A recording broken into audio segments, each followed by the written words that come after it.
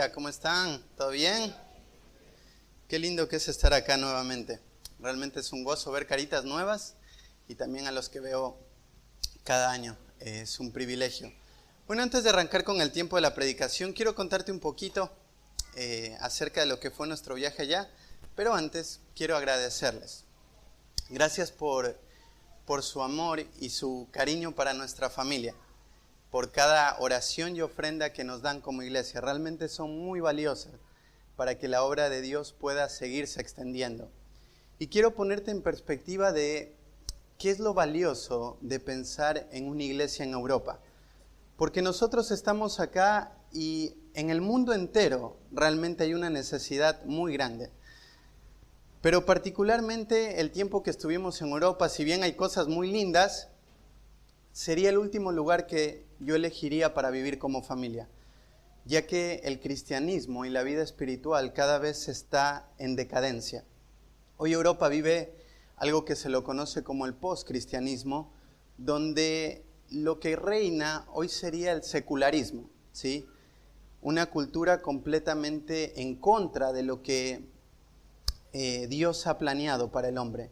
Entonces todo lo que se mezcle, todo lo que quiera tener una influencia cristiana está completamente lejos de eso.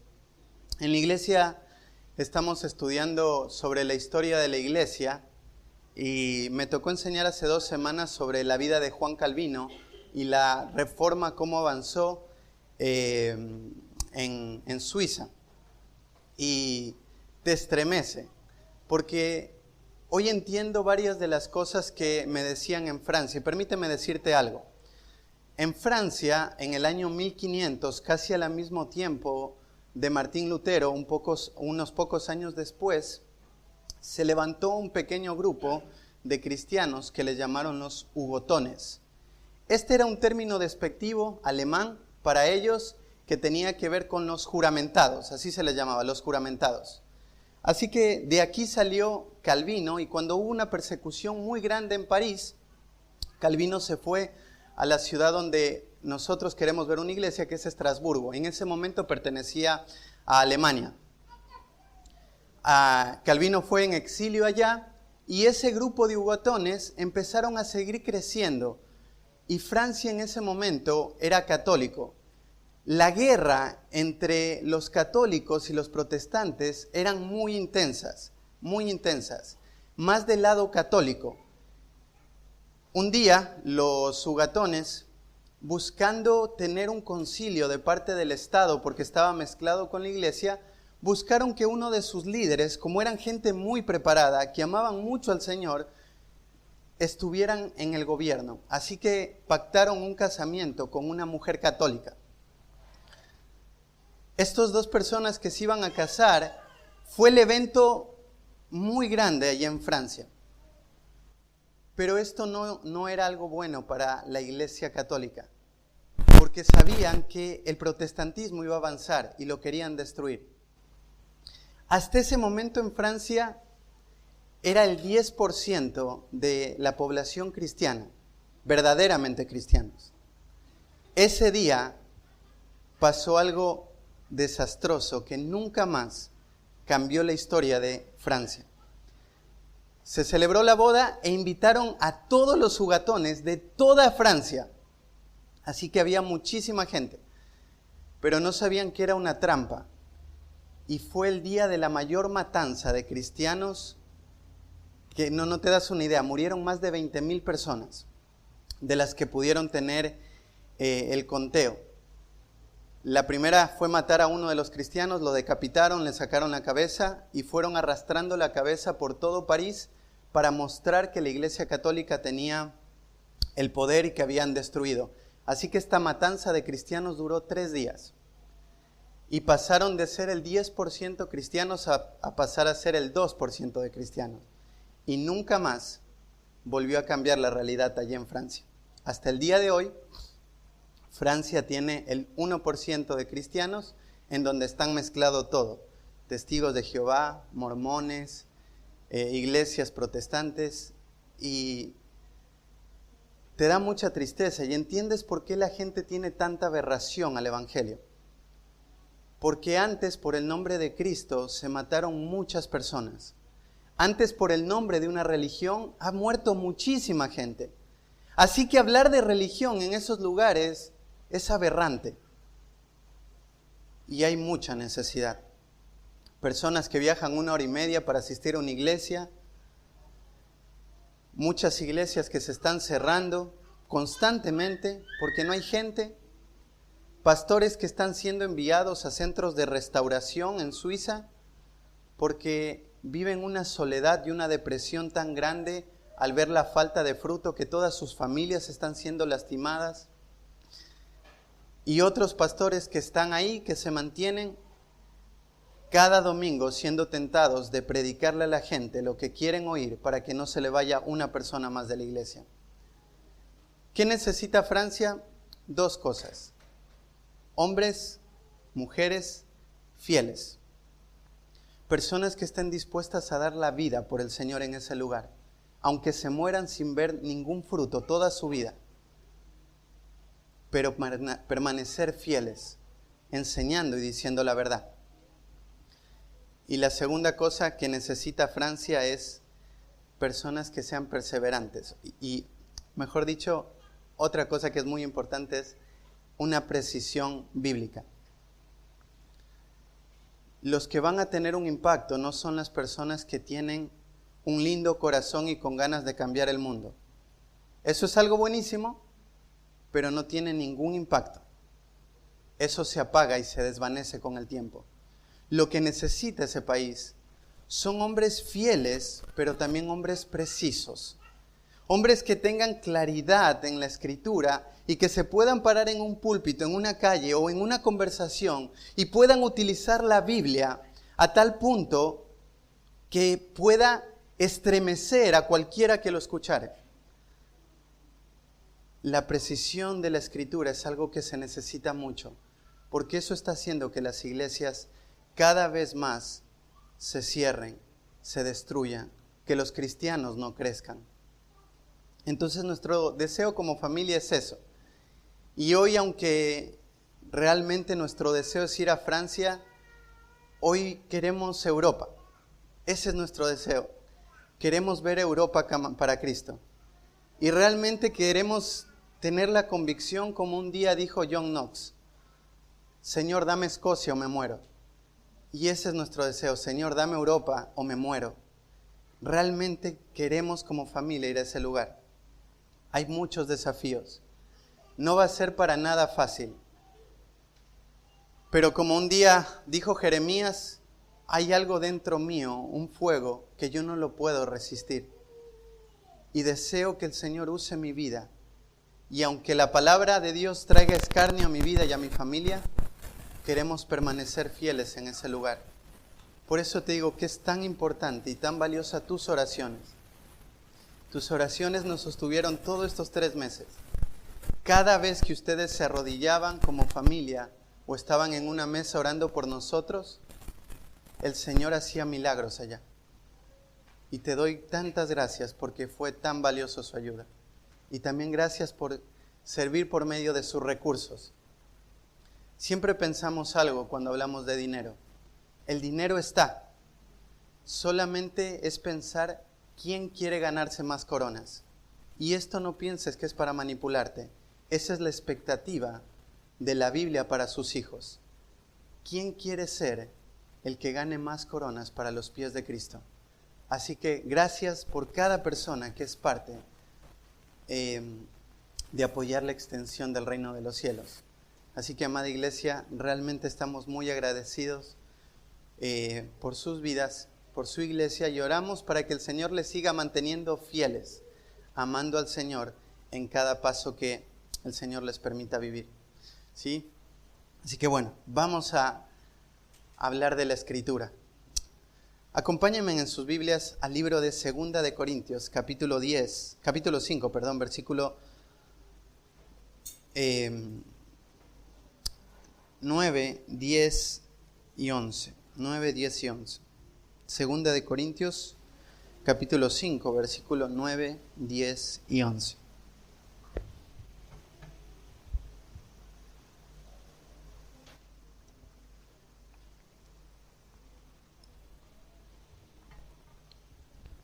El apóstol Pablo, escribiendo esta carta a la iglesia de Corintios, le dice esto: por tanto, procuramos también, o ausentes o presentes, serle agradables, porque es necesario que todos nosotros comparezcamos ante el tribunal de Cristo, para que cada uno reciba según lo que haya hecho mientras estaba en el cuerpo, sea bueno o sea malo. Conociendo pues el temor del Señor, persuadimos a los hombres, pero a Dios les es manifiesto lo que somos, y espero que también lo sea a vuestra conciencia. ¿Sabes? Cuando el apóstol Pablo escribe esto, es un texto que tiene que sacudir nuestras vidas y nuestros corazones. Sé que de algún tiempo atrás ustedes estuvieron estudiando sobre escatología y entiendo que conocen que este pasaje habla de una época o de un momento que es fundamental y crucial para el creyente, que hace que el corazón tuyo pueda extenderse cada día en fidelidad al Señor. Pablo está hablando del ministerio que el Señor le ha dado en el Evangelio y cómo Él quiere permanecer fiel hasta el día de su muerte. Entonces, después de que hace un resumen del gran ministerio que ha recibido de parte de Dios, de explicar todo lo que está dispuesto a hacer por ese gran tesoro que ha sido puesto en un vaso de barro, dice: por tanto, procuramos también, o ausentes o presentes, serle agradables. Pablo dice: sea que esté muerto, sea vivo, el deseo de mi corazón, el deseo de mi alma, es que podamos serle agradables a Dios. Ahora, ¿qué es lo que te lleva a eso, Pablo? Dice: ¿por qué es necesario que todos comparezcamos ante el tribunal de Cristo? Un día, cada uno de aquellos que afirman ser hijos de Dios y que son hijos de Dios, van a estar parados delante del Creador. Y si es verdad que no hay ninguna condenación para aquellos que están en Cristo Jesús, ninguno de nosotros se va a librar de ese juicio. Ninguno de nosotros puede escapar de que estés parado frente al Rey de Reyes y que desnude completamente tu corazón y tu alma y te muestre qué está ahí y qué hiciste en toda tu vida, cada momento. Hay un montón de textos acerca de eso. Cada palabra ociosa, cada obra, cada motivación, todo lo que hiciste en esta tierra va a tener repercusiones ese día. Pablo te pone el propósito y te dice para que cada uno se reciba según lo que haya hecho mientras estaba en el cuerpo, sea bueno o sea malo. Lo que pone esto en Pablo es: no pienses que Dios solamente te va a dar premios ese día. Todo lo que hiciste, sea bueno, sea malo, va a pasar en ese tribunal. Y hay muchos creyentes que piensan: bueno, Carlos, total, yo ya soy salvo y voy a estar en el cielo. No importa cómo llegue, voy a estar en el cielo. Pero quiero que pienses esto. Imagínate que tú tienes tu casita y has pasado muchos años construyendo y haciendo lo mejor para tu casita. Entonces tienes una casa preciosa. De repente, alguien deja la estufa prendida y se cae una tela y empieza a quemarse todo. Absolutamente toda. Y sales de esa casa después de que todo se está quemando y se está destruyendo y todo lo que trabajaste por tanto tiempo se derrumba y se destruye. Y sales de tu casa y quedaste y eres salvo. No te moriste con el incendio. ¿Cómo piensas que vas a estar ese momento? Ah, bueno, total me salvé de la casa, no importa. ¿Así vas a estar? Así va a ser. Aquellas personas que vayan al cielo viviendo una vida en donde no la viven bajo esta perspectiva, sabiendo que Dios va a juzgar todo. Vas a ser salvo, pero va a ser como cuando estés en el cielo, todo destruido alrededor de tu vida, y vas a sentir esa misma sensación de vergüenza, de dolor, de angustia, porque cada momento de tu vida va a ser evaluado. ¿No te da miedo? lee el versículo 11 y dice: conociendo esto, conociendo pues el temor del Señor, persuadimos a los hombres. Pablo dice, entendiendo el temor de Dios, sabiendo quién es Él, sabiendo que un día vamos a estar presentados delante del tribunal de Cristo, lo que hacemos es persuadir a los hombres. Y esta palabra persuadir tiene que ver con, quiero convencer a los hombres que entiendan que ese día es real, que nadie se va a escapar, que tienen que vivir bajo el temor de Dios temblando, porque Dios es un Dios justo, santo y perfecto. No solo pienses que Dios es amor, es verdad, pero Dios es justo. Y Dios no va a tener por inocente al culpable. Y Dios no va a pasar por alto cada obra que hiciste acá en la tierra. Entonces, Pablo dice, entendiendo esto, nosotros persuadimos a los hombres, los convencemos, les decimos cambien, pero a Dios les manifiesto lo que somos. Aunque intentamos aparentar, aunque intentamos mostrar otra cosa, Dios sabe quiénes somos. Dios sabe la intimidad de tu hogar. Dios te conoce cada vez lo que haces afuera de este lugar. Dios sabe cómo te comportas en casa. Dios sabe cada vez que gritas en el hogar. Dios sabe todo de ti. Dios sabe cada pensamiento que pasa por tu mente. Dios lo sabe todo.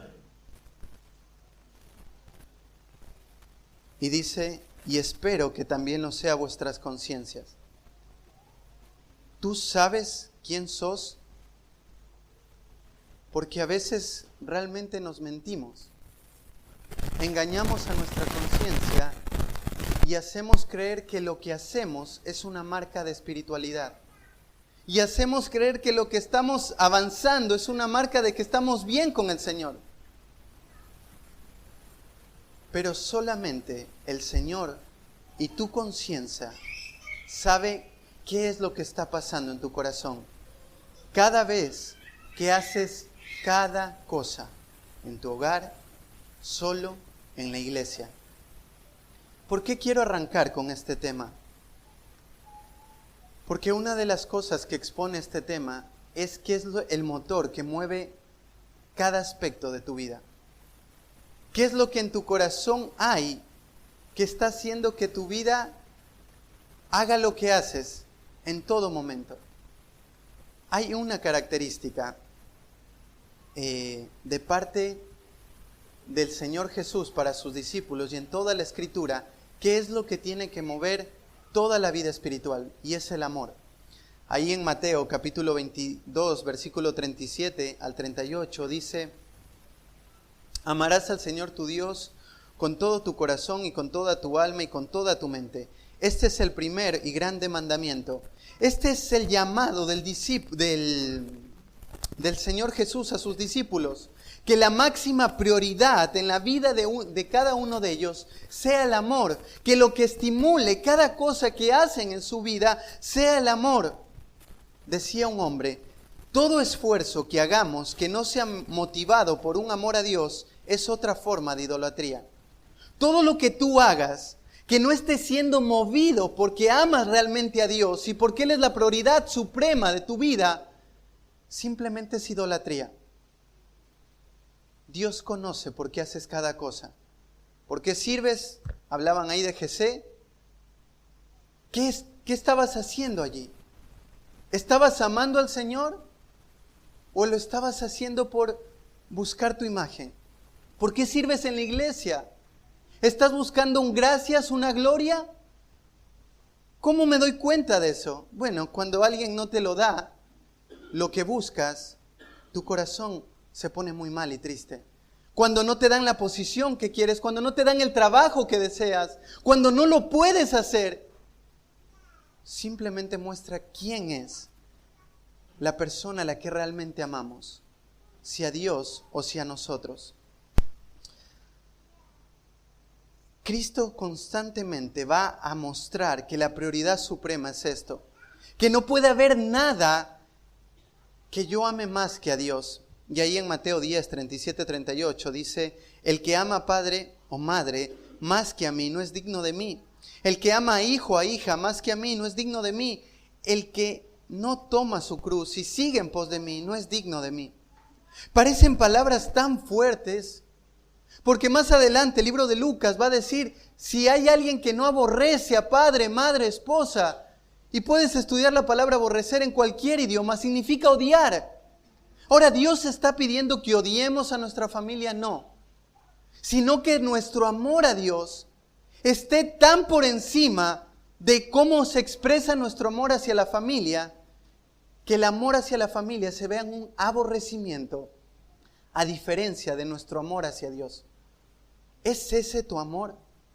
¿Es esa forma de amar a Dios de manera apasionada, haciendo todo lo que haces con un deseo tan fervoroso y continuo e intenso? Esa es la expectativa de Dios para nuestra vida. Hay varias cosas que nosotros vemos cómo se expresa el amor hacia Dios. Ahí te voy a ir dando las citas. Dice Primera de Juan 5:3, que el amor de Dios se expresa en guardar sus mandamientos. Pues este es el amor de Dios, que guardemos sus mandamientos, y sus mandamientos no son gravosos. Una forma de expresar el amor a Dios es que sus mandamientos anhelo guardar, y guardar significa obedecer. Y dice, los mandamientos de Dios no son gravosos, no son una carga pesada a tu espalda. Es algo que deseas hacer porque sabes que Dios te lo está pidiendo y Él es tu dueño. Hay una canción que se llama Gracias Cristo y dice, amante de mi ser, quiero vivir por ti. Ese es nuestro Dios, un amante de nuestras vidas. Y todo lo que hacemos es en evidencia de nuestro amor hacia Él. Pero cuando se vuelve una carga los mandamientos de Dios, no expresamos amor. Juan 13:35 dice, el amor es nuestro testimonio frente a un mundo incrédulo. En esto conocerán todos que sois mis discípulos, si tuviereis amor los unos con los otros. La expresión de un amor genuino y verdadero es el testimonio más grande de salvación para los inconversos que entran. Porque el inconverso no puede ver el amor fuera de nosotros. No lo percibe, no lo entiende, no lo ve, está cegado. ¿Por qué? Porque el amor en el mundo es simplemente egoísmo. Las parejas se casan porque en medio de eso hacen un pacto de convivencia en la cual si la otra persona me sirve, estoy con él y si no, la desecho. Y eso es lo que tú ves hoy en el matrimonio y en cada relación. Y así pasa con todo. Pero solamente en este lugar pueden ver el amor real. El amor que se expresa en sacrificio continuo. El amor que se expresa en alguien que no lo merece. El amor que se expresa en alguien que no me puede dar nada, no puede retribuirme el amor. Y ahí está el amor. Por eso Cristo mandó amar a los discípulos, a los enemigos, perdón. Porque amarnos entre nosotros, hermanos, no es difícil. Aunque hay algunos que a veces cuesta amar. Pero amar al enemigo solo lo pueden hacer los cristianos. ¿Y cómo sabes que estás amando al enemigo? Dale un vaso de agua, hace algo por él, anda a servirle, pedí perdón. Eso es amar al enemigo. Ora por él. Ese es el amor que expresas y que el mundo está conociendo de tu vida. Tercero, el amor se expresa en amar a mis hermanos. Si alguno dice, yo amo a Dios y aborrece a su hermano, es mentiroso. Está en Primera de Juan, capítulo 4, verso 20. Pues el que no ama a su hermano, quien ha visto, ¿cómo puede amar a Dios a quien no ha visto? Y nosotros tenemos este mandamiento de Él. El que no ama a Dios, el que ama a Dios, ame también a su hermano. El amor se expresa en amor entre nosotros. Y tú sabes lo que implica el amor. Es cuidarnos, es cumplir los 70 mandamientos y un poco más de los unos a los otros. Estás orando por tus hermanos, estás dando recursos para tus hermanos, estás buscando a tus hermanos, estás exhortando a tus hermanos, estás sirviendo a tus hermanos. ¿Estás haciendo todo eso? ¿Estás confesando tus pecados a tus hermanos? Esa es la expresión del amor. Todos los mandamientos unos a otros se sostienen en este. Amarás a tu hermano, amar a tu hermano o amarse los unos a los otros. Y lo último es saber que fuimos salvados para amar. En Gálatas 5, 13 y 14 dice, porque vosotros, hermanos, a libertad fuiste llamados, solamente que no uséis la libertad como ocasión para la carne, sino servíos por amor los unos a los otros. Porque toda la ley en esta sola palabra se cumple, amarás a tu prójimo como a ti mismo. Dios nos salvó para amar. Ese es el llamado de nosotros como hijos de Dios. Fuera de ese llamado, no hay nada en este mundo que hemos sido llamados a hacer como hijos de Dios, porque todo se desprende de ahí. Dios no te salvó para tener una vida egocéntrica, cómoda, pensando en ti. Todo eso puede venir, aparte del egocentrismo, claro, la comodidad no es malo. El problema es cuando allí radica el sentir de tu vida. Porque la vida, Dios te salvó para amar, para servir, para dar todo, entregar tu vida en sacrificio vivo, santo y agradable a Dios, que es nuestro culto racional. Así arranca Romanos 12. Así que, hermanos míos, por las misericordias de Dios, en base a esa gran misericordia expresada en 11 capítulos, donde un Dios santo, perfecto, hizo morir a su Hijo desnudo, de manera cruel, de manera abominable, donde el Hijo sintió la muerte misma y la expresión de abandono de su Padre, donde el santo cargó lo pecaminoso por un momento y un instante de su vida, donde el eterno, unido al Padre, relación que era imposible de que esta relación fuera afectada por un solo momento de un amor, de una pasión intensa de Cristo, la salvación nos fue dada. Dice, en base a esa misericordia, a ese amor tan grande, os ruego que presentéis vuestros cuerpos en sacrificio vivo. Tu vida tiene que reflejar una vida sacrificial, morir cada día con todos tus miembros. Y esas son las expresiones de amor. Ahora, si miras todo esto, puedes estar de acuerdo conmigo que esto no es fácil.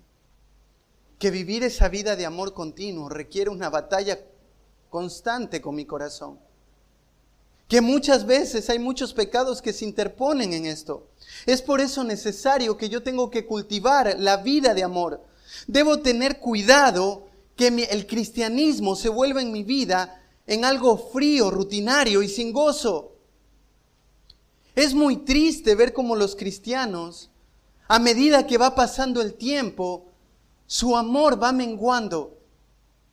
Es muy triste ver cómo a medida que vas conociendo más la Escritura, en vez de amar más a Dios, el cristianismo se vuelve en una rutina diaria. Sabes que tienes que leer la Biblia y la lees sin muchas ganas. Sabes que tienes que ir a los grupos pequeños y bueno, vas porque si no te van a preguntar por qué no fuiste. Sabes que tienes que orar, pero bueno, toca orar, entonces te arrodillas a orar o oras sentado y lo haces en 2, 3, 4 minutos. Sabes que tienes que pedir gracias y a veces lo hacemos a regañadientes. Y el cristianismo se vuelve en eso, en algo frío, rutinario y donde no hay gozo. ¿Te acuerdas en el primer tiempo cuando aceptaste a Cristo? ¿Recuerdas fue ese momento donde cualquier persona que se te pasara por la calle, si era necesario ponerle el pie para que se detenga, para predicarle lo hacías? Porque amabas al Señor. Ese momento donde todo te era nuevo, donde tus ojos eran abiertos cada vez que se narraban historias del Antiguo Testamento y decías, ¡fua! Nunca me dijeron eso. ¡Qué impresionante!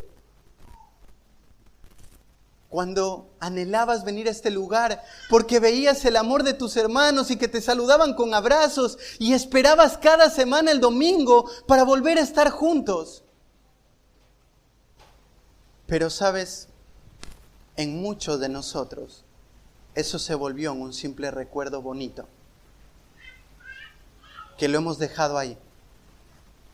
Y en vez de nuestro corazón hacer que el amor madure y se vuelva en algo mucho más fuerte, hemos dejado que este mengue al punto de tener que encontrarnos cara a cara con el Señor y que nos diga, han olvidado su primer amor. Así que por esto es importante ir a la carta donde este texto está, que hace una exhortación de parte de Cristo tan fuerte a la iglesia, buscando que ésta se arrepienta. Y yo quiero que tú salgas de esa puerta con un corazón contrito, desesperado, diciendo, Señor, quiero volver a ese primer amor. Quiero volver a ese deseo que vivía la vida cristiana de manera tan real, tan profunda, tan intensa, hasta el último día que me muero. Así que acompáñame al libro de Apocalipsis, capítulo 2, versículos 1 al 4, y lo vamos a leer juntos. El título para este mensaje le puse El peligro de un amor que mengua. El peligro de un amor que mengua.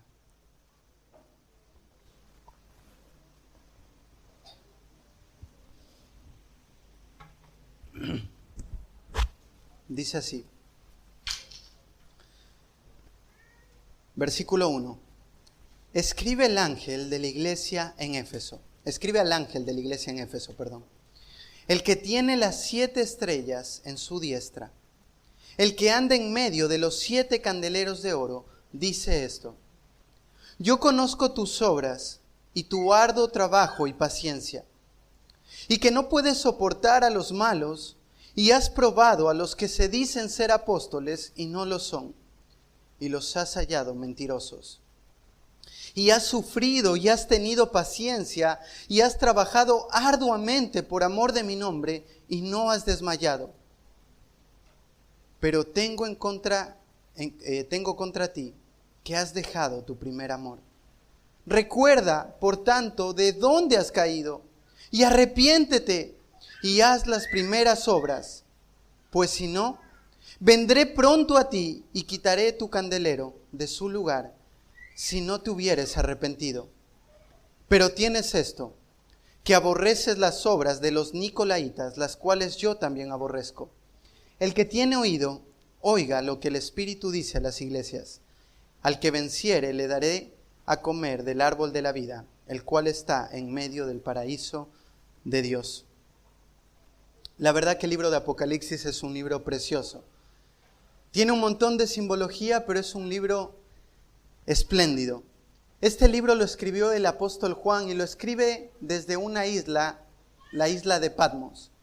El apóstol Pablo era un hombre ya mayor, aproximadamente tenía entre 95 y 100 años. Era el último de los apóstoles que había quedado con vida. Domiciano, después de Herodes, había tomado la vida de gran parte del cristianismo y esto había destrozado el cristianismo en mucha medida. Fue bajo Domiciano que el apóstol Pedro y Pablo, uno fue crucificado y el otro fue decapitado. Así que el apóstol Juan fue llevado a la isla de los peores malhechores, que era la isla de Patmos. Así que en ese momento, con toda la iglesia perseguida, con el único líder de la iglesia que quedaba vivo, la única voz de aquellos que habían visto el testimonio de Cristo cara a cara, que lo habían visto resucitar, ascender, era el único. ¿Qué hace una iglesia que está siendo perseguida, destruida y afligida? Dios le decide revelar todo al apóstol Juan para que la iglesia tenga una perspectiva clara de que al final del día la iglesia va a ganar y va a tener victoria. El libro de Apocalipsis, está dividido en esto. Ahí en Apocalipsis 1:19 dice lo siguiente: escribe las cosas que has visto y las que son y las que han de ser después de estas. El mismo autor de Juan te da el bosquejo de Apocalipsis. Las cosas que son o las cosas que había visto tienen que ver con la revelación de la persona de Cristo. Este libro de Apocalipsis arranca con una revelación de Cristo de manera muy precisa. Pero a diferencia del Cordero de Dios que quita el pecado del mundo, Juan ahora lo va a describir como la segunda persona de la Trinidad, la deidad misma. Entonces lo describe como el alfa, el omega, el principio, el fin, el rey de reyes, señor de señores, el que tiene el poder, el dominio, la majestad. Toda la tierra está bajo él. Entonces, primero les escribe esto para recordarles a la iglesia, este es Cristo. No piensen que toda esta persecución y todo este dolor lo están haciendo por un hombre que era simplemente hombre, sino por el dueño del universo, el que tiene el control, el que está sentado en su trono y que toda la congregación tiene que callar delante de él porque él no ha perdido el control de nada. Y él es sublime, es grande, es glorioso. Así que hermanos, ánimo. Luego le dice, escribe lo que las cosas que son. Y este es el estado actual de las 7 iglesias. Antes de pasar a la gloria, necesita mostrar Cristo qué es lo que está pasando en cada iglesia. Y estas 7 iglesias, si bien son iglesias en un lugar específico, una ciudad específico, un entorno específico, los principios que aprendemos de estas iglesias hoy sacuden a todo el mundo. Porque muchas iglesias pasan por muchos de estos pecados. Y la advertencia para cada una de ellas es, tu candelero va a ser quitado. ¿Cuántos años va a durar esta iglesia? Si se muere el pastor, ¿va a desaparecer? Tú dices, Carlos, no, ¿estás seguro? ¿Cuántos hombres vienen por detrás del pastor? ¿Cuántas familias fuertes vienen perfilando para ser ancianos y buscando que el reino se extienda? ¿Cuántas familias están discipulando a sus hijos? Si no está pasando nada de eso, ¿qué sé que el Señor está haciendo? Ten por seguro que una iglesia va a desaparecer en 2 generaciones. Eso es lo que normalmente se espera, que una iglesia desaparezca. Esas son las cifras. Hoy la mayoría de iglesias que tienen 100 años son un museo. La única iglesia que ha tenido un tiempo muy prolongado y ha dejado un testimonio tan fuerte fue la iglesia de Antioquía. Todas estas iglesias desaparecieron porque su testimonio ya no fue fiel. Y yo espero que esta iglesia se mantenga fiel hasta el día en que el Señor venga por nosotros. Y la tercera son las cosas que han de ser después de estas. Y esto tiene que ver con la tribulación. A partir del capítulo 4 en adelante, el Señor Jesús le dice a Juan, subí acá y mirá todo lo que va a pasar. Y te estremece ver la cantidad de muertes. Todos esta semana hemos estado luchando un poco con los mosquitos, ¿no es cierto? Ayer le decía a mi hijo que una de las copas que se va a derramar sobre la tierra es la plaga de las langostas. Y las langostas son carnívoras, las langostas que viven en África. Imagínate la plaga de los mosquitos, que vos te pones repelente, aunque ni el repelente aguantaba. Imagínate langostas, más o menos de este porte, un poquito más grandes, constantemente atacando todo el cuerpo de aquellos que se quedan acá. El tiempo va a ser horrible. Dice que con esa plaga van a morir las 3/4 partes de la tierra. ¿Por qué necesitaban saber los cristianos esto? Para que vean la justicia de Dios derramada sobre la tierra. Porque previo a eso, los creyentes claman por justicia por haber sido decapitados, por no haberse puesto la marca. Dios va a ser justo.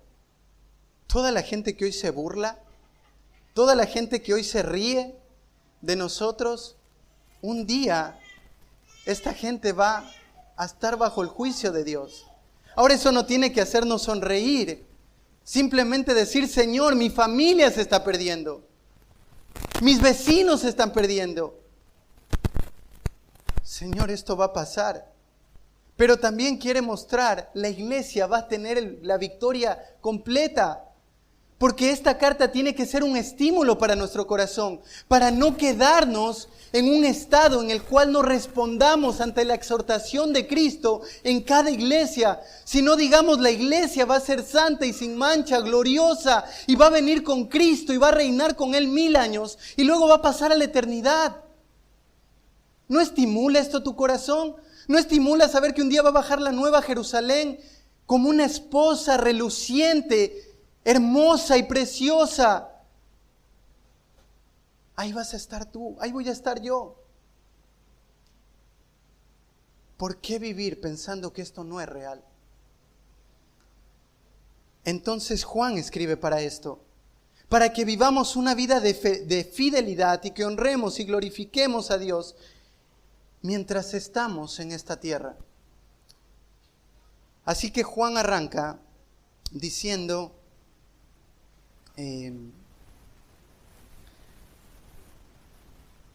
escribe al ángel de la iglesia en Éfeso. Esta carta fue escrita por parte de Juan, pero una revelación primaria de Jesucristo al ángel de la iglesia. ¿Y quién es el ángel? Bueno, por todas las referencias que nosotros tenemos ahí, tiene que ver con el pastor de la iglesia. Era el pastor el encargado de leer esta carta y de exponerla a la iglesia para que se arrepienta.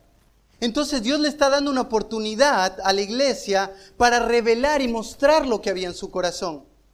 Esta era una iglesia preciosa, una iglesia en la cual se invirtió mucho tiempo.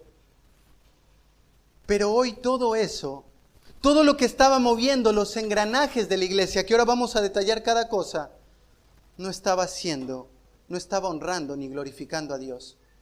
Solo estaba siendo movido por la inercia del cristianismo, sin el gozo y el amor que esto debe llevar. Así que lo primero que le va a decir a la iglesia es, yo conozco las obras tuyas, yo conozco tus obras. Y esta palabra es una palabra diferente. Normalmente la Biblia usa la palabra conocer como la palabra ginosco, y tiene que ver con un conocimiento progresivo, o sea, ir aprendiendo algo. Pero la palabra que se usa acá es la palabra hollada, que tiene que ver con que Él tiene el pleno y absoluto conocimiento de todo. O sea, el Señor sabe todo de la iglesia.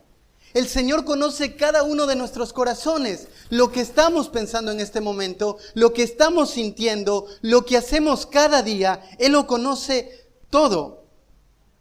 Es un conocimiento perfecto de parte de Dios. Y lo primero que Él conoce de la iglesia son sus obras, su trabajo, su esfuerzo. Esta palabra tiene que ver con esfuerzo, con trabajo diligente. Esta iglesia, como te decía anteriormente, fue muy privilegiada, porque el apóstol Pablo estuvo alrededor de 3 años en este lugar. Fue la iglesia que se envió mayores delegados apostólicos. Fue la iglesia donde le encargó a su discípulo amado Timoteo que estuviera allí.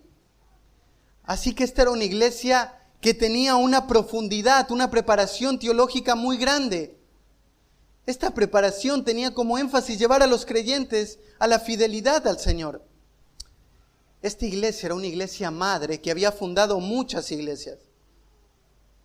Era una iglesia donde sus miembros se servían mutuamente. Era una iglesia donde el evangelio era visible y claro. Era una iglesia donde se edificaban a los santos, donde se sostenían a los necesitados, donde estudiaban las escrituras.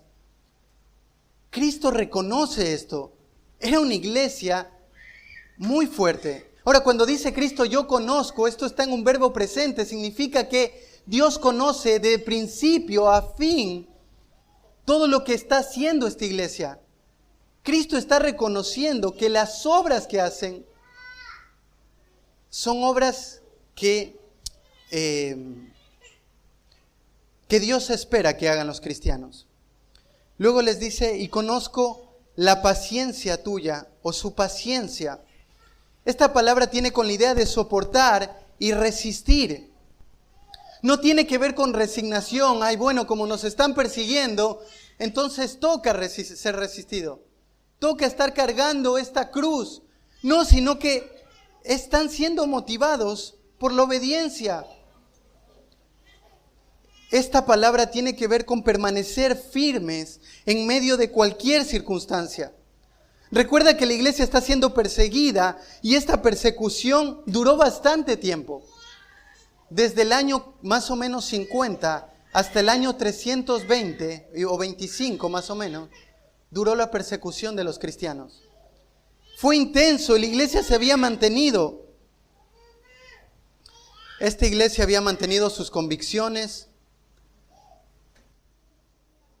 Esta era una característica natural de los creyentes en ese momento. Porque el Señor va a exponer mucho nuestro corazón a través del dolor, del sufrimiento. Así que Cristo les dice, conozco esto. Siguiente cosa, les dice, yo sé que tú no puedes soportar a los malos. Esta palabra tiene que ver con la capacidad de sostenerse en pie. Ellos no admitían a los malos, no los podían soportar. Ellos los odiaban. La idea acá tiene que ver con, es un peso que no podemos soportar, no podemos aguantar. Ellos no dejaban que en la iglesia haya personas que se mantuvieran en maldad o inconversos, sino que las obras dentro de la iglesia eran reprendidas. Hasta acá tú podrías decir, Señor, pero todo eso hizo esta iglesia no permitía el pecado. Había que disciplinar a los creyentes porque estaban viviendo en maldad, en una vida que no estaba honrando al Señor. Los sacaban de la iglesia. No los soportaban, no los aguantaban. Mira ahí en Efesios 5, versículos 6 al 12, para que veas un testimonio de cómo lo vivían.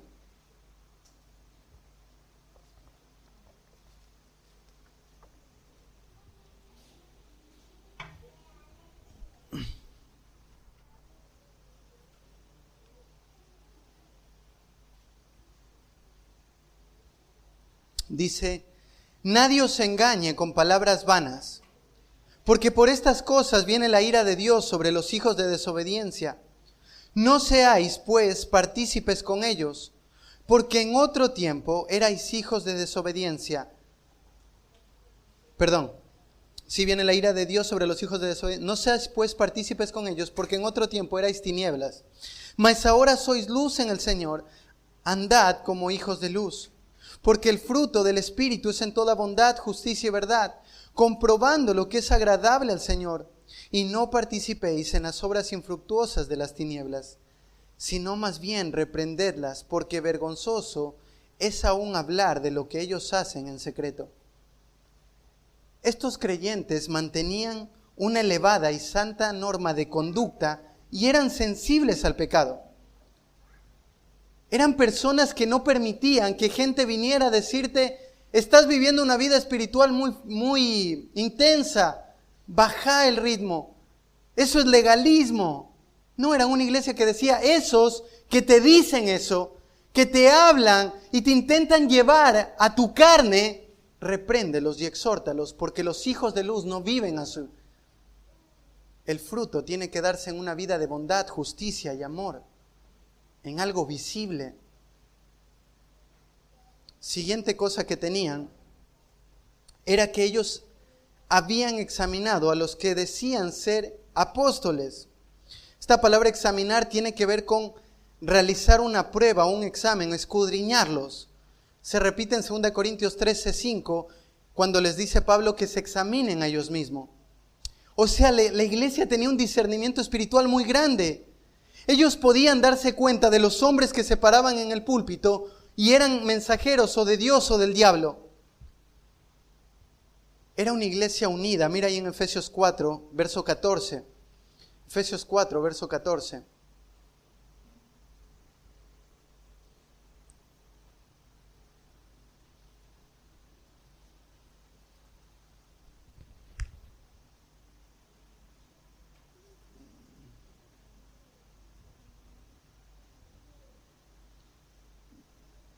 Dice ahí, para que ya no seamos niños fluctuantes, llevados por doquier de todo viento de doctrina, por estratagema de hombres que para engañar emplean con astucia las artimañas del error. Se les pidió a la iglesia que por medio de la vida de cuerpo, en la iglesia no haya gente que sea inmadura. ¿Cómo se ve la gente inmadura en la iglesia según este pasaje? Gente que va siendo llevada por todo viento de doctrina. Escuchan por acá algo y sí, van para allá. Escuchan por acá algo y sí, también me gusta eso. Pero no tienen discernimiento para saber si lo que se está diciendo es real o no. Entonces toda la iglesia tiene que madurar en esto. Y esta era una iglesia madura. Una iglesia que había avanzado en esto a tal punto de poder discernir si lo que salía de la boca de estos hombres era real o no. En ese tiempo se hacían muchas cartas falsas. Entonces habían personas que llevaban una carta y decían, no sé, vengo de parte de Eduardo Buldain. Y tú veías la carta y veías abajo la firma. Ah, entonces este es un predicador, una persona que ama al Señor. Podemos permitirte compartir. Era como los falsos maestros se metían. Es como allá en la selva, nos contaba Mati, de algunos viajes que habían ido, donde había botes que decían Sofía Müller y estaban arriba testigos de Jehová.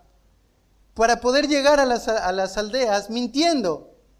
Obviamente que estas personas no se daban cuenta, pensaban que todo venía de lo mismo. Pero esta iglesia no, esta iglesia miraba a kilómetros de distancia que la gente que se paraba en este lugar no estaba enseñando la sana doctrina.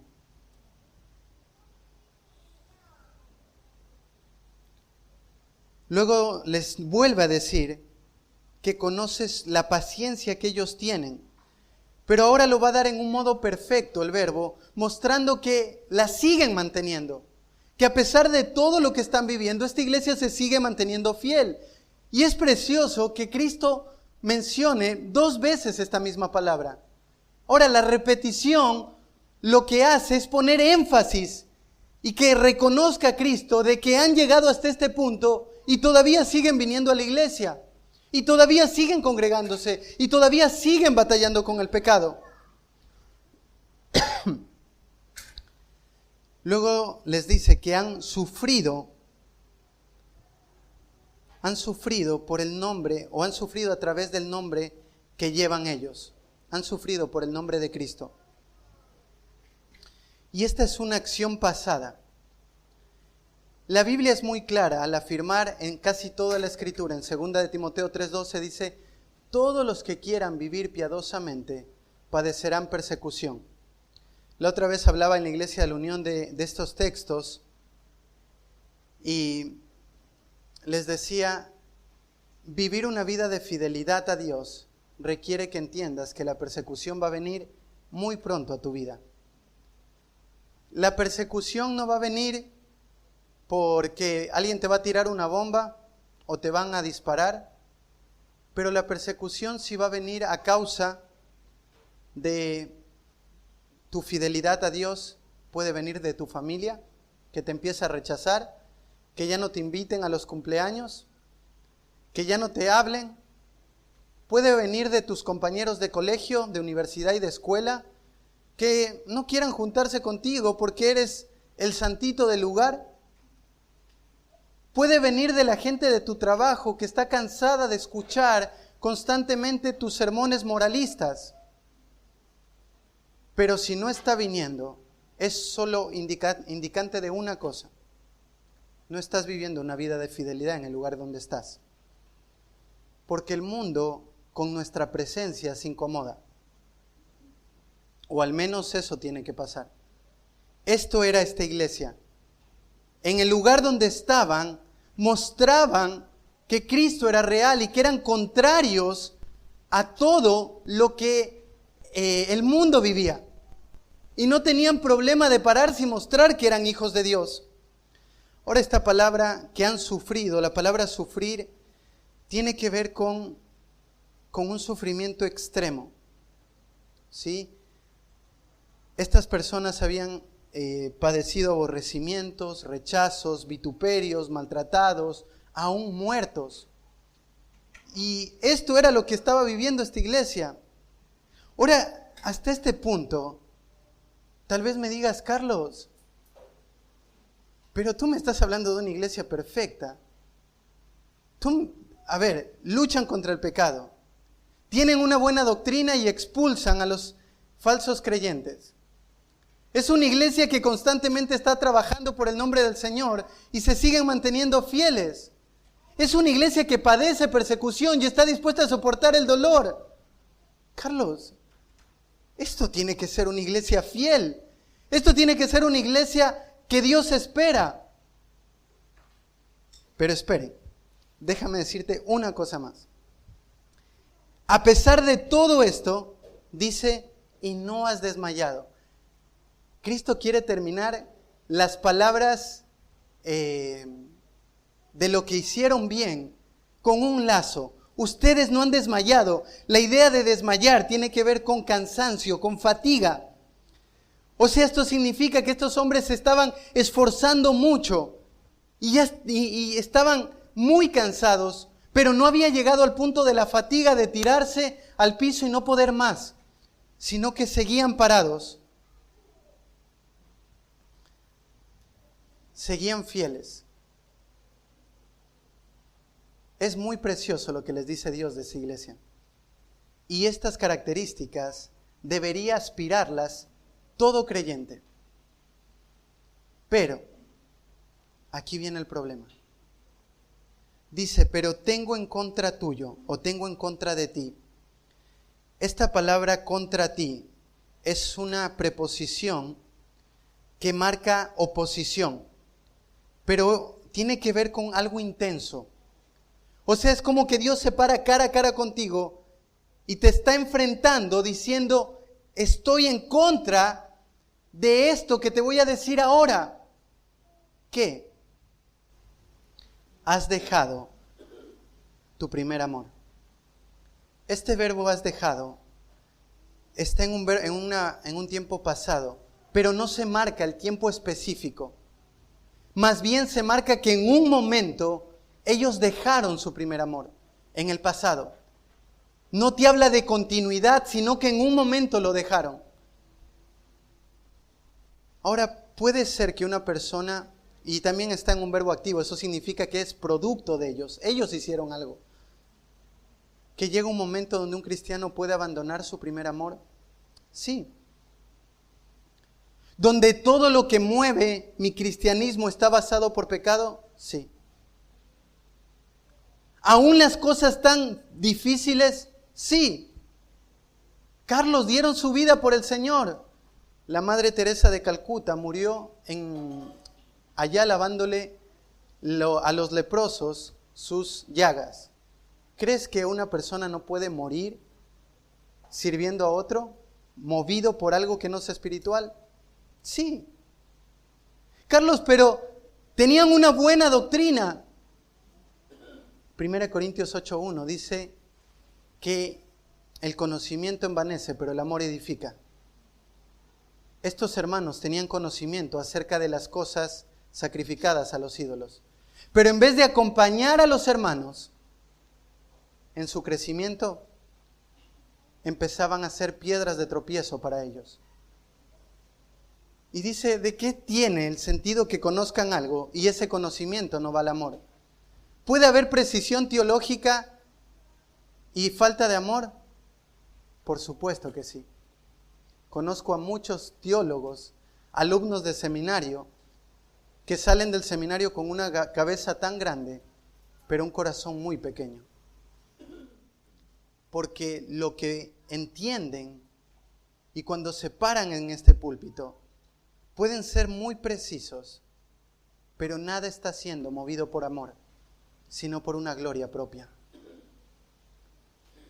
¿Puede hacer obras y servir en la iglesia sin que haya amor? Evidentemente sí. Yo puedo venir lunes, martes a limpiar la iglesia y estarlo haciendo porque pienso que esa es la escalera para llegar a un lugar. Puedo estar enseñando a personas, esperando que se me diga qué lindo mensaje, gracias. ¿Puedo solamente estar buscando recompensas de los hombres? Claro que sí. Solo tú lo sabes. En lo profundo de tu corazón, tú sabes qué es lo que mueve tu sentir. Cada servicio, cada vez que predicas, pues hay personas que a veces predican el Evangelio y lo comparten y me parece lindo, yo no sé sus motivaciones. Pero hay gente que comparte y dice, le prediqué a 30,000 personas y 29,900 se convirtieron. ¿Por qué? ¿Qué hay detrás de eso? ¿Estás buscando la gloria de Dios? ¿O estás buscando la gloria de los hombres? ¿Qué estás buscando? Y el servicio puede pasar en muchos lugares. O un hombre lo puede hacer simplemente para que no sea presionado por el entorno de la iglesia, que le pregunten, ¿ya estás haciendo el discipulado? Sí, lo estoy haciendo. Y uno se sienta cada día de mala gana con la escritura, simplemente llenar un cuaderno, sin tener ninguna intención de esperar que Dios te hable, solo para tener algo que decir y que los demás te escuchen. ¿Qué sentido tiene? Cuando tratamos bien a nuestros hijos en la iglesia y acariciamos sus rostros, mientras en la casa no dejamos de gritarles, ¿qué sentido tiene? ¿Puede una iglesia mostrar todas estas cosas sin tener amor? ¡Claro! Por supuesto que sí. Ahora quiero que si algo de estas cosas están en tu corazón, lo abandones. Porque un corazón que ama al Señor hace estas cosas. Pero lo que mueve esto es su amor a su Señor, a su Rey. Uno se puede enfriar muy rápido. Uno se puede acostumbrar. Te digo, cuando vine a la iglesia y vine de Europa, no sabes cuánto disfruté de volver a cantar. Tú dices, Carlos, allá no cantaban. Para mí las canciones tienen que ser escritura cantante, porque eso es lo que define la Biblia. Y deseaba tanto volver a cantar con su pueblo canciones que exalten el nombre de Dios y no mi gloria, mi persona. Bendíceme a mí. Si no, Señor, eres tú. Tú eres a ti te pertenece la gloria, la honra. Mi corazón tiene que disponerse a proclamar quién eres tú. Y quiero gritar al mundo entero. Volver a sentarte y escuchar la Biblia. En muchas iglesias, estuve en un culto de fin de año en una iglesia bautista que decía, se paró la persona que predicaba y decía, hermanos, estamos en el último culto del año. Así que tenemos que ser fieles al Señor y no a las tradiciones humanas. Y empezó a leer todas las tradiciones que se hacían en el mundo, comer las uvas, agarrar la maleta y un montón de cosas. No podemos vivir como el mundo. Este año es nuevo y tenemos que vivirlo para estar bien con nosotros mismos y con Dios. Bueno, que el Señor les bendiga. Gracias. La Biblia no se abre. ¿Es un consejo bueno? Puede ser. Muy subjetivo, muchas cosas. Pero eso no sostiene mi vida. La que penetra y parte el alma es la Escritura. La que profundiza en el corazón y discierne las intenciones es la Escritura. La que Dios ha prometido que cambie, que instruya, redarguya, corrija, a fin de que el hombre sea preparado para toda buena obra, es la Escritura. Lo que convirtió los grandes avivamientos en la historia de la iglesia fue la Escritura. Cuando en Nehemías volvieron a leer la Escritura desde la mañana hasta la noche, dice que lloraban desde los más chiquitos hasta los más grandes, porque se leyó la Escritura y luego se puso énfasis y sentido a todo lo que leían. Es la Escritura. Pero, ¿por qué te dije esto? Nos acostumbramos. Nos acostumbramos a escuchar la verdad. Nos acostumbramos a escuchar que hay personas que están saliendo a predicar en otros lugares del mundo, y en vez de incomodar nuestro corazón y decir, yo quiero estar allá adelante, yo también quiero estar en la fila. Tal vez no me voy a Francia, pero quiero ser el mejor cristiano en el kilómetro 38 y dar un impacto al mundo. Pero el corazón se acostumbra. El corazón se acostumbra a leer la Biblia. Y ya sientes como que Dios no te habla. Todo es monótono. Este texto ya lo sé, ya me lo enseñaron, me lo explicaron. Esto significa. Sin ningún interés de aplicarlo. Llama más la atención las novelas, las películas. Ahí sí estás con los ojos prendidos, con mucho deseo, ¿qué va a pasar? Pero en la Escritura no hay nada. Hay poca oración. No oramos. No se ve una vida de oración en el hogar, personalmente, mientras vas al trabajo, en el auto, mientras vas caminando.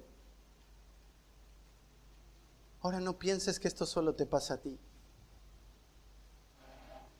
El corazón a veces es malo. Y yo tengo que velar porque mi corazón no deje de amar a Dios. Yo no quiero que la vida cristiana se vuelva monótona. Cristo dijo, yo he venido para que tengan vida y la tengan en abundancia. Es tan doloroso ver cristianos que viven tan mal, tan tristes, tan abatidos. Y nuevamente no te estoy hablando de no tener problemas, porque ninguno de los que estamos acá podemos decir que no tenemos problemas. Si no es enfermedad, es falta de recursos o 1000 cosas. Pero ¿sabes lo que dice Pablo en una cárcel? Regocijaos. Y otra vez digo, regocijaos, porque la vida cristiana es hermosa. Es una bendición estar acá, haber escuchado su palabra, su mensaje, es un regalo. Hay gente que se está perdiendo y que no tiene accesibilidad a este mensaje. Cuando enseñaba historia de la iglesia era muy llamativo que en Europa, en ese tiempo, una Biblia costaba el salario de todo un año. ¿Estarías dispuesto a comprar una Biblia? Y hoy tenemos de todo tipo. Y perdemos el amor. A veces ni la traemos. A veces nos acostumbramos a tenerla en el celular, pero no la leemos. Porque de repente te empiezan a meter un montón de notificaciones de acá, de allá, y no la lees. No la examinas, no la meditas, no la escudriñas, no profundizas. ¿Cuándo fue la última vez que lloraste frente a la Escritura y dijiste, Señor, gracias? Necesitamos amar. Necesitamos cuidar que ese amor no se pierda. ¿Cuál es el remedio frente a esto? Pero antes déjame mostrarte otro pasaje que muestra cómo el pueblo de Israel, en cambio, dejó de amar a Dios, el Padre. Acompáñame a Ezequiel, capítulo 16, versículo del 8 al 15.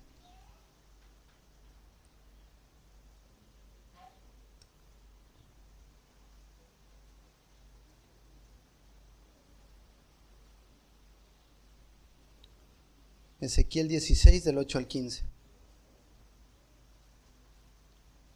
Dice así: Y pasé yo otra vez junto a ti, y te miré. Y he aquí que tu tiempo era tiempo de amores. Y extendí mi mano sobre ti, y cubrí tu desnudez. Y te di juramento, y entré en pacto contigo, dice Jehová el Señor, y fuiste mía. Te lavé con agua, y te lavé tus sangres de encima de ti, y te ungí con aceite. Te vestí de bordado, te calcé de tejón, te ceñí de lino, y te cubrí de seda. Te atavié de adornos y puse brazaletes en tus brazos y collar en tu cuello. Puse joyas en tu nariz y zarcillo en tus orejas y una hermosa diadema en tu cabeza. Así fuiste adornada de oro y de plata, y tu vestido era de lino fino, seda y bordado. Comiste flor de harina de trigo, miel y aceite, y fuiste hermoseada en extremo. Prosperaste hasta llegar a reinar. y salió tu renombre entre las naciones a causa de tu hermosura, porque era perfecta, a causa de mi hermosura que yo puse sobre ti, dice Jehová el Señor. Pero confiaste en tu hermosura y te prostituiste a causa de tu renombre, y derramaste tus fornicaciones a cuantos pasaron, suya eras. Son pasajes muy fuertes, porque describen el corazón de Dios, cada aquella cosa que hizo por Israel. Y cada descripción muestra a un esposo velando por su esposa, cuidándola, protegiéndola. ¿Y qué hizo el pueblo? Te prostituiste. Fuiste en pos de ídolos. Confiaste en tu hermosura, en quién eras tú, y me dejaste de lado. Suya eras. ¿Cuántas veces pasa eso en nuestra vida cristiana? Donde Dios ha hecho tantas cosas lindas, pero nos prostituimos con ídolos que están en nuestro corazón y nos hacemos suyos. Dejamos que esos ídolos estén en el altar que solo Dios puede estar. No pienses que solo fue del Nuevo Testamento. No pienses que solo es el Antiguo. Hoy pasa lo mismo en nuestro corazón. ¿Cuál es el remedio que Cristo les da? Dice, por tanto, recuerda de dónde has caído. Esta parte de recordar es un imperativo, o sea, es una orden. Y recordar es uno de los mayores regalos que Dios nos ha dado. Tiene que ver con traer a la mente, recordar intencionalmente. Muchas veces en la Escritura se repite esto. Por ejemplo, Cristo les dijo, acuérdense de la mujer de Lot. Claro, cuando uno piensa en Lot y piensa en su mujer, yo no puedo ser así. En Efesios 2:11, Él les dijo, acordaos de que en otro tiempo vosotros erais tinieblas. ¿Sabes? Acordarte de dónde te sacó Dios es uno de los elementos más preciosos de su gracia para mantenerte en fidelidad. Porque lo que te lleva a que tu amor se enfríe es olvidarte. ¿O no te pasa entre esposos, para que trates de entender un poco la relación? ¿Cuántas veces tu esposa, tu esposo te ha servido? Me imagino que muchas, ¿no? Cuando estabas enfermo, cuando te dio un masaje en los pies, cuando te sana las heridas. Y eso es amor, ¿no? Pero ¿cuántas veces eso se olvida y luego tu forma de trato hacia esa persona es de tanta ingratitud? ¿Sabes por qué? Porque no recordamos. Ahora, si eso es algo con una relación que no es eterna, con la del Señor que es eterna, ¿cuánto nos olvidamos de todos sus favores para con nosotros? Es fácil olvidar. Es muy fácil olvidar cómo te llegó el Evangelio y contarlo como una anécdota donde te olvidaste lo que eras. Es fácil olvidar todas las veces que Dios ha respondido motivos de oración. Es fácil olvidar todas las veces que Dios te ha sacado de situaciones donde era imposible. ¿Te acuerdas cuando como esposa clamabas por la salvación de tu esposo y hoy está al lado tuyo? ¿Y hoy reniegas tanto? ¿Te acuerdas como esposa y como padres clamaban por la salvación de sus hijos y hoy están en la iglesia y hoy quieres sacarlos de allí? ¿Te acuerdas cuando Dios te dio salud cuando estabas enfermo? ¿Te acuerdas cómo has llegado a cada fin de mes con una provisión tan abundante? ¿Recuerdas? Solamente recuerda un hecho y sería suficiente. ¿Recuerdas lo que hizo Cristo? Diaria y continuamente. El amor se desvanece cuando la mente no tiene memoria de lo que hizo aquel que te ama. El amor desaparece cuando el corazón se llena de ingratitud y donde uno piensa que puede sostener su vida espiritual. El amor va cayendo. Ellos tenían que volver a la gracia de Dios. Ellos tenían que dejar la rutina. Ellos tenían que responder a ese llamado. Y después de eso, ¿qué hacer? Y arrepiéntete. Arrepiéntete. La palabra arrepentirse tiene que ver con reconsiderar algo, ejercer la mente y volverla. Arrepentirse es una acción que yo debo hacer, donde no puedo seguir en el mismo camino que seguía. No podemos seguir, hermanos, vivir nuestra vida espiritual sin amor al Señor. No podemos seguir acostumbrándonos y cantar cada canción con desgano.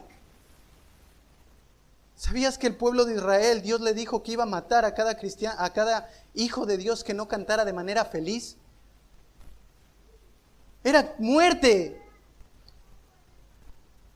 Pero se pierde tanto, te acostumbras a cantar, te desesperas porque la hora pase rápido para salir a tu casa, te duermes en el culto, ya no hay expectativa de la Escritura, ya no hay un amor, no hay pasión. Arrepiéntete.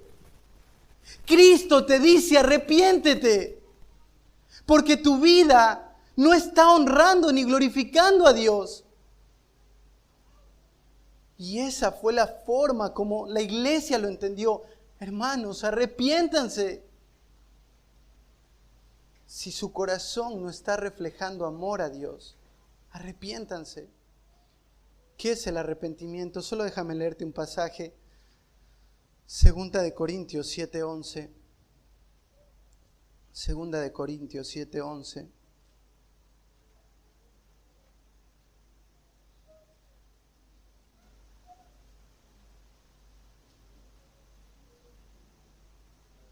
Dice así, bueno, desde el verso 10 así lo entendemos juntos. Dice, porque la tristeza que es según Dios produce arrepentimiento para salvación, de que no hay que arrepentirse, pero la tristeza del mundo produce muerte.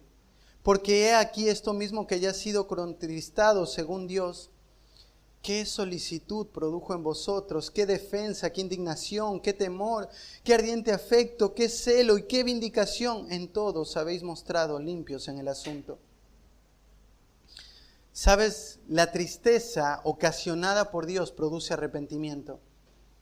¿Qué significa? Si hoy tu corazón está sintiendo dolor y angustia, gloria a Dios. Porque esa aflicción y ese dolor te está guiando al arrepentimiento. Pero el arrepentimiento del mundo solo causa remordimiento, no cambio. Tal vez se me quitaron muchas cosas y hay remordimiento, pero no hay cambio. Ese arrepentimiento produce muerte. El arrepentimiento según Dios, ¿cómo se ve? ¿Qué solicitud produjo en vosotros? ¿Qué diligencia? Ser diligente a no permanecer en esta vida de la misma manera que has venido haciendo las cosas hasta hoy. ¿Cuándo? Hoy. Hebreos dice hoy, para que no dejes que tu corazón se engañe. La dieta la puedes empezar mañana. El escuchar la voz de Dios es hoy, porque mañana es el hoy del diablo. Hoy escucha su palabra y arrepiéntete. Sé diligente, medita en lo que se ha expuesto. Segunda cosa que produce el arrepentimiento es que defensa. Cuando uno tiene dolor no se defiende. No estás en tu mente diciéndote, pero sí estoy bien en esto. Señor, perdón. Realmente te he dejado de amar. Produce indignación, te da asco. Señor, perdón. He vivido una vida, o he vivido todo esto estos últimos años, 5, 2, 1, meses, en una vida tan fría, tan frívola. donde el cristianismo se tornó sin gozo, sin gracia, sin amor. Te da asco. ¡Qué temor! Señor, yo no quiero volver a caer ahí. No permitas que mi corazón vuelva a caer en eso, porque es horrible estar ahí. Qué ardiente afecto y qué celo. Esto tiene que ver con las emociones. Tu corazón está ligado emocionalmente a no mantenerte allí. Qué vindicación dar aquello que no he venido dando, o aquello que una compensación acerca de aquello en lo cual he afectado. Y eso es el arrepentimiento. Y Cristo dice, arrepiéntete. Y la tercera herramienta que le dijo a la iglesia de Éfeso, y haz las primeras obras. Haz las primeras obras. Acompáñame a Hechos, capítulo 19, versos 18 y 19.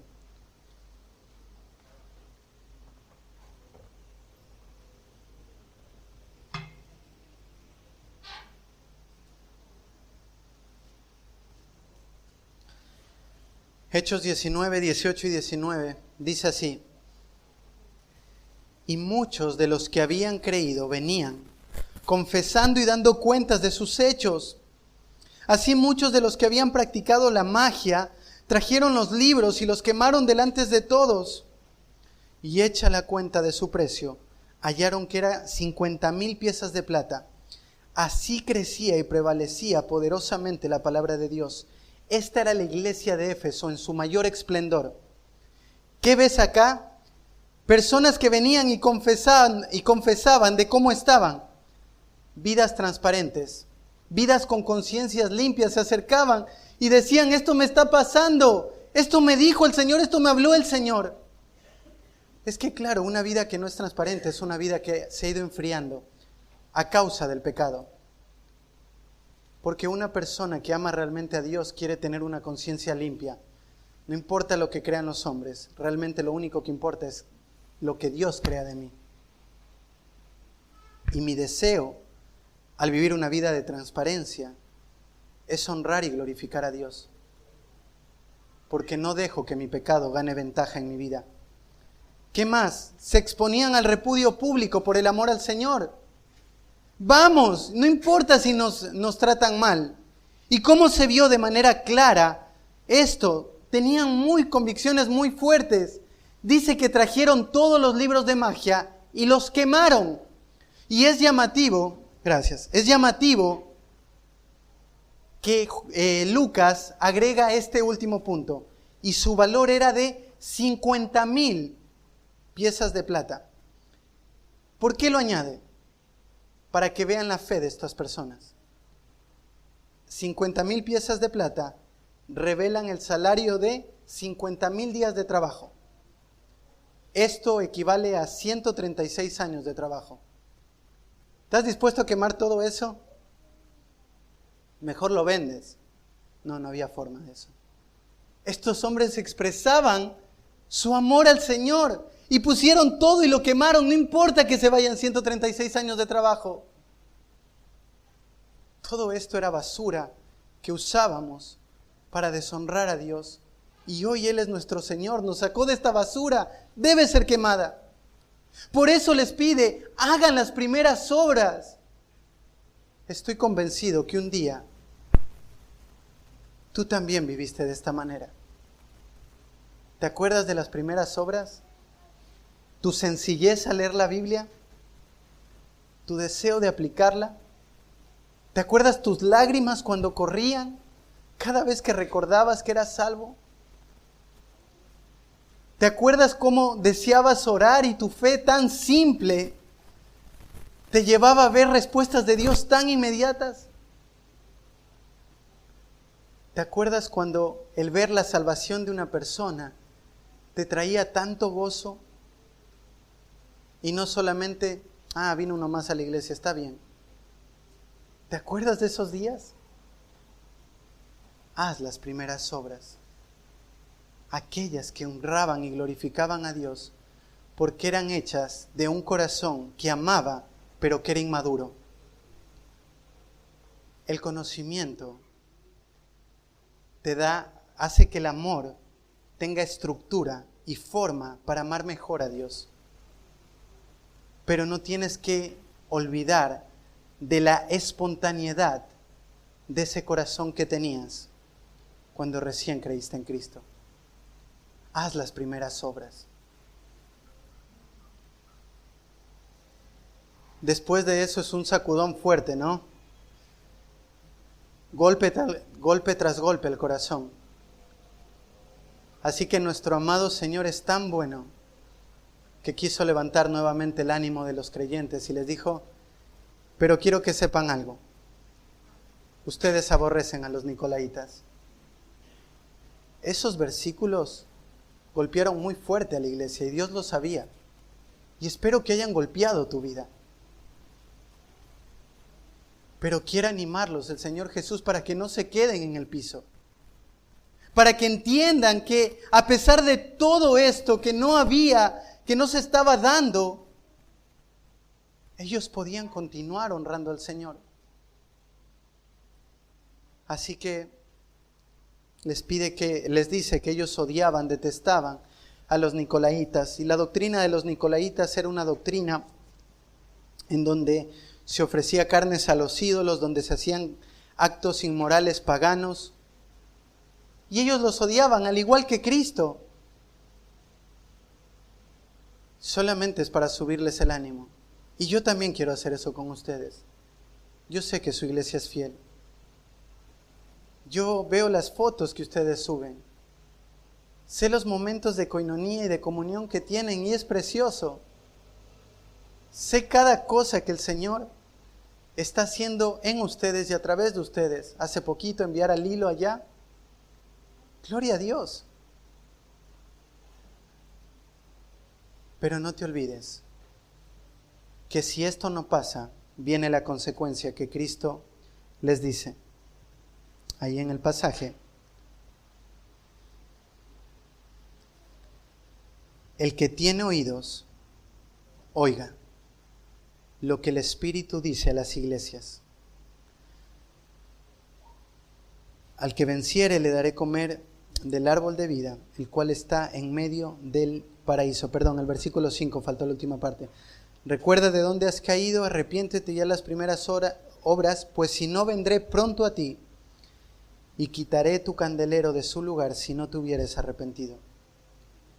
Si tú sales de acá con la misma actitud, vas a ser el causante de que esta iglesia desaparezca.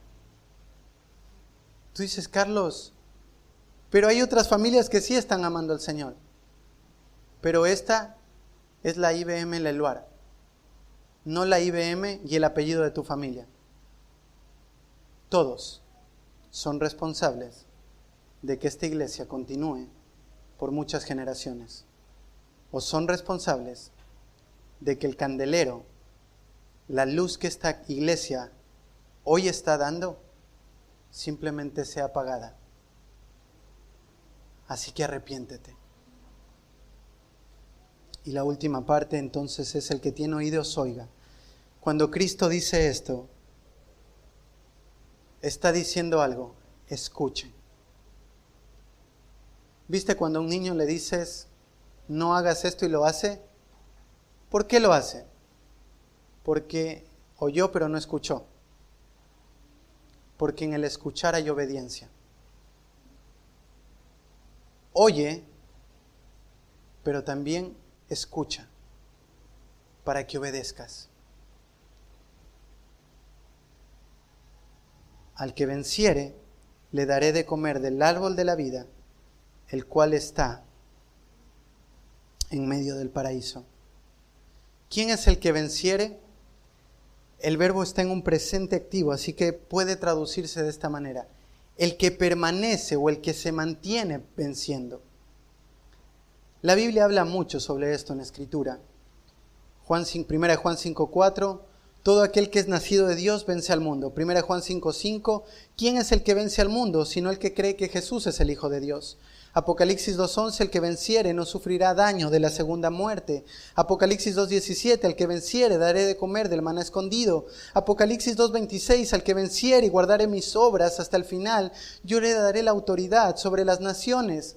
Apocalipsis 3:5, el que venciere será vestido de vestiduras blancas.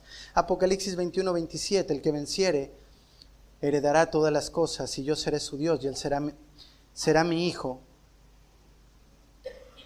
Cada una de estas pasajes lo que muestran es que el creyente genuino y real va a escuchar esta exhortación y va a mantenerse en una vida de obediencia hacia Dios.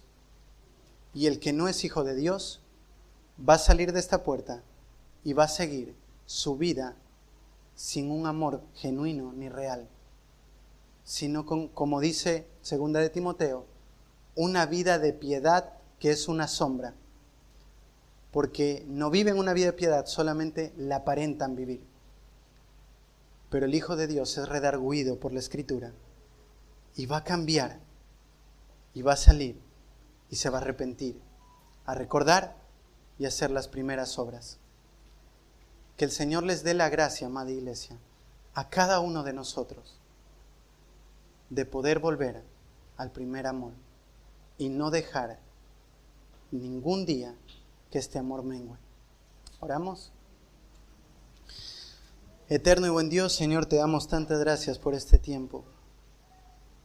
Padre, ¿cómo no terminar este tiempo y pidiéndote perdón? Señor, muchas veces hemos dejado que nuestra vida cristiana se transforme en una rutina. Muchas veces, Señor, nuestro amor no ha sido lo que ha movido todo lo que hacemos. Te ruego que nos des la gracia de mirar la Escritura, obedecer la Escritura, salir redarguidos, contristados y responder, Señor, al dolor en obediencia. Gracias, Señor, por esta carta donde es plasmada el corazón de Cristo para las iglesias en Asia y para las iglesias venideras. Te ruego y te pido que sacudas el corazón de cada uno de mis hermanos y lo transformes a un corazón que te ama profundamente. Gracias, Padre. Oramos en el nombre precioso de Cristo Jesús. Amén.